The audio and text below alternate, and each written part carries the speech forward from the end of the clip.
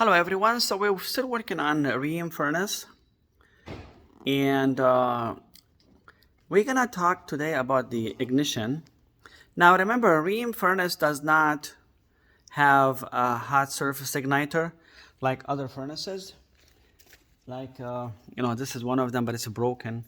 I think I have another one which is in good shape. So basically, anyway, at least you know what I'm talking about, because this furnace. Hello everyone, thanks for being here. So this furnace uses spark ignition, okay? So I will show you in a minute how it works. Now spark ignition is easy to remove. You can use a drill or just a quarter-inch nut driver. Make sure the power is off. Always power off, please, before you touch anything. So basically, this ignition, I show you how it works, is basically causing some spark, like a barbecue grill with the one with the battery. It sparks, and it will cause the ignition. And then you have the flame sensor. So flame sensor is a pain in the neck. If you want to remove the flame sensor, usually what I do, I remove the burner's compartment, the manifold of the gas valve, and I have a better access. But let me see, sometime I can do it with this. So basically what happened is you're gonna have the flame sensor and the igniter. They work together, and no matter how big is the burner's compartment, the burners, in-shot burners, no matter how long, it could be 140,000 BTU, you might have 12 of these, whatever.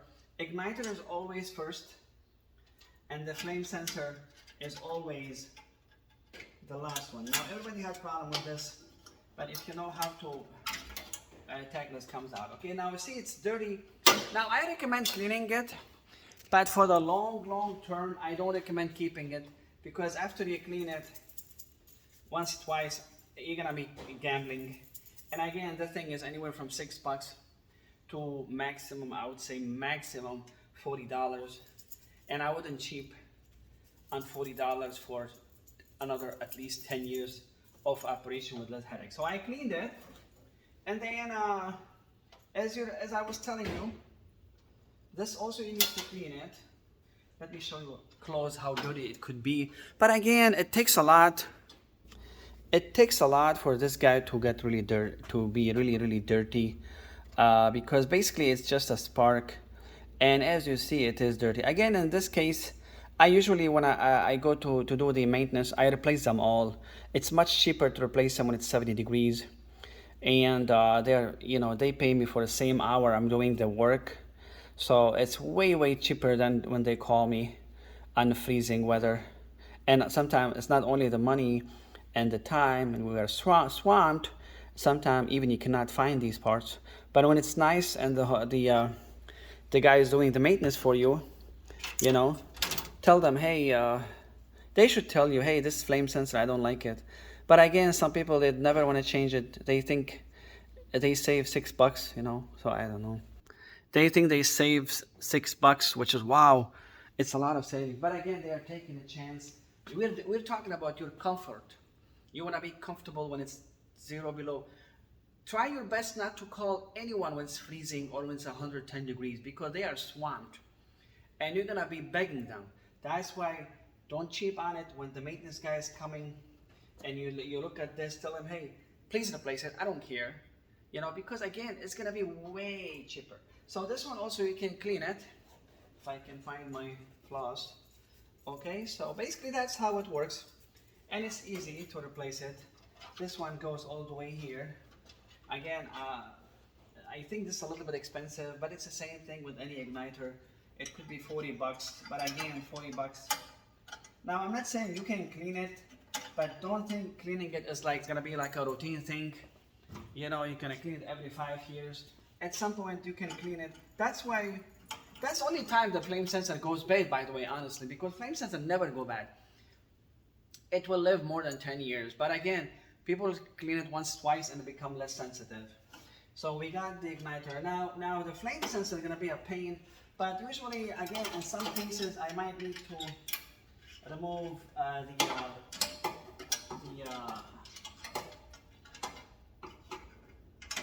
the burners, which is easier.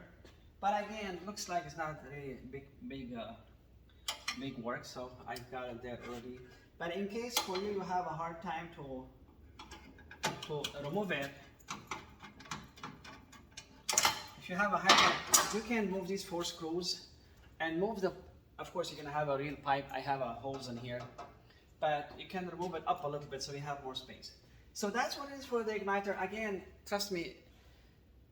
If it's 10 years old, your furnace, tell them, hey, get me a new igniter, a new flame sensor, how much it is, thank you, I appreciate it, and finish. Because again, you don't want to be calling these people when it's 10 below. Believe me, it's going to be a lot of headache. And they are busy, they're making money.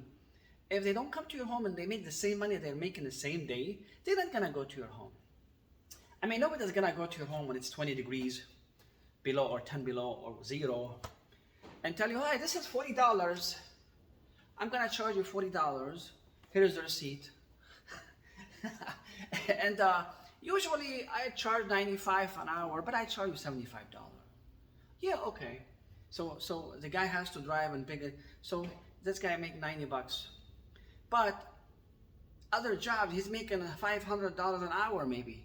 So think about it. Okay, so that's what you need to know about the flame sensor and the igniter. Now let's stimulate the igniter, just for fun. Let's stimulate the igniter is not working, right? So I'm gonna basically remove the igniter and see together what code we're gonna get. Okay, so I'm gonna have it hanging in here. You're gonna see the spark. We're gonna see it together, and then we go from there. Okay, so let's stimulate that. So I'm gonna turn the power back on. I'm gonna call for heat. Let's see it together, right?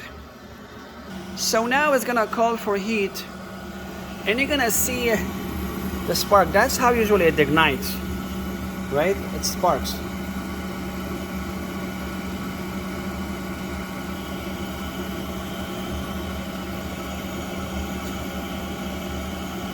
Just making sure everything is connected. See how it sparks? You see the spark? Now it's supposed to be sparking in front of the gas. Now we're gonna have the code 3. Oh, I think it was 3, but it's gonna try again. Again, remember, it's gonna try many times before it goes to lockout. So lockout is always the same when the furnace tries many times to ignite. Could be 5-6 times sometimes. So now it's gonna do another attempt. It's gonna do another attempt. As we see, it's gonna ignite.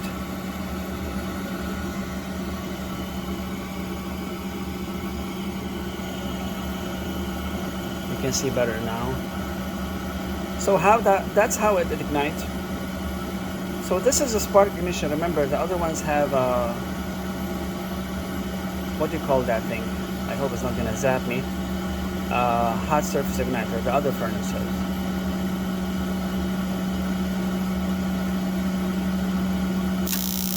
That's how it ignites, okay? Just keep in mind. Now, it is igniting, the gas valve open, but the gas valve is not, the gas is not firing, and the flame sensor is telling the control board, hey, wait a second, I don't feel the gas is firing up, so I'm gonna have to retry. And it's gonna do it 3 times. And then remember, the lockout, one flash is gonna happen. Now when you have this like that, that means we have a call for heat, okay, when the light is steady. Again, one more time. So I'm gonna pause for a minute and let it go to the last, to the end. I don't want to hold you too long. I appreciate your time. So now it tried many times, and then we go back to lockout switch. Now remember, this furnace in particular, it doesn't have a code for bad igniter, or see, all what you have is these. And I looked, I don't see any other codes for if the igniter is failing. So now when you have a lockout, it could be many things. Okay, remember, it's a one code. One. So basically it's here, same thing. One blink soft lockout. Again, remember, this could be anything. Okay, so this is one stimulation. Now we're gonna do another one. We're gonna remove the flame sensor. In this case, we're gonna have the ignition working, but the flame sensor is not gonna touch or sense the flame because I have it outside here. See that?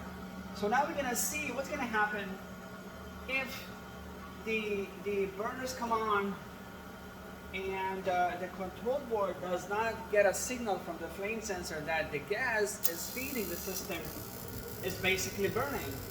See? 5 seconds.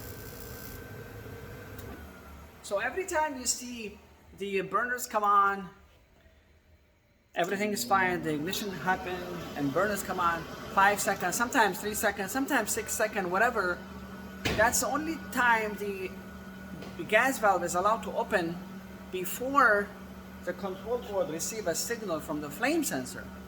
And if it's 5 seconds, the gas valve is open wide and the flame sensor does not send a signal to the control board will say, hey, wait a second. I don't know if this gas that is feeding the heat exchanger is firing up or not. I don't know, I need to know. So it's gonna close it. That's for safety because let's say the ignition is not igniting the gas and the flame sensor is still in the place but is not sensing that burning gas. So in this case you have a fresh gas going in the system. First of all, it's dangerous. Secondly, you might be paying a lot of gas. Your gas bill will go up and you're just shooting raw gas, fresh gas into the chimney. Okay? So now the same thing. Again, I don't think we have a signal or a code for bad flame sensor. Again, it's gonna happen the same thing. It's gonna try to attempt, we're gonna go back to lockout. So lockout is basically like a general problem. It will only tell you, hey, we tried to ignite so many times. So you could have a bad flame sensor, you could have a bad spark ignition, you could have a bad pressure switch. Oh no, pressure switch has its own stuff. You could have a no ground. You remember I had a video earlier. There's no ground from your house, earth ground to the chassis. And the other thing could be also bad gas valve. Like let's say the gas valve, everything is good. Watch, 5 seconds. Let's say it's igniting, the igniter is working, the spark is working, but the gas valve doesn't work. You're gonna have also a lockout. Okay, so remember this furnace is an old one. It doesn't have very specific error codes like the other furnace we worked on. Some of them they have like 10 flashes, 10 different codes, 12 different codes. This one has only 5, which is basically main ones, and that's old. I think this is 2002, so it's already 22 years, 23 years old. So we're gonna wait and see the lockout together, as I was telling you. And I'm gonna also stimulate bad gas valve. So I believe you're gonna have also the one flash, which is a lockout. Okay. So again, remember, many times, I believe many times, it's not a flame sensor. It could be something else. Now keep in mind, it's some cases, the burners can be clogged, can be dirty. The burner, I will show you after I remove the next video. I will remove the whole compartment out, and I will show you. Sometimes I think I kept a couple burners here just to show you for illustration, and I will show you what I mean when the burners are dirty, if I can find them. Anyway, so now we got the lockout. Remember? Again, so bad flame sensor, bad spark, no ground. They all will lead you back to the lockout. So remember these. I think that's enough. I will show you later when I take the burners. Here they are, sorry. Sorry guys, I'm very unorganized. Excuse me, excuse the mess. It's a mess in here.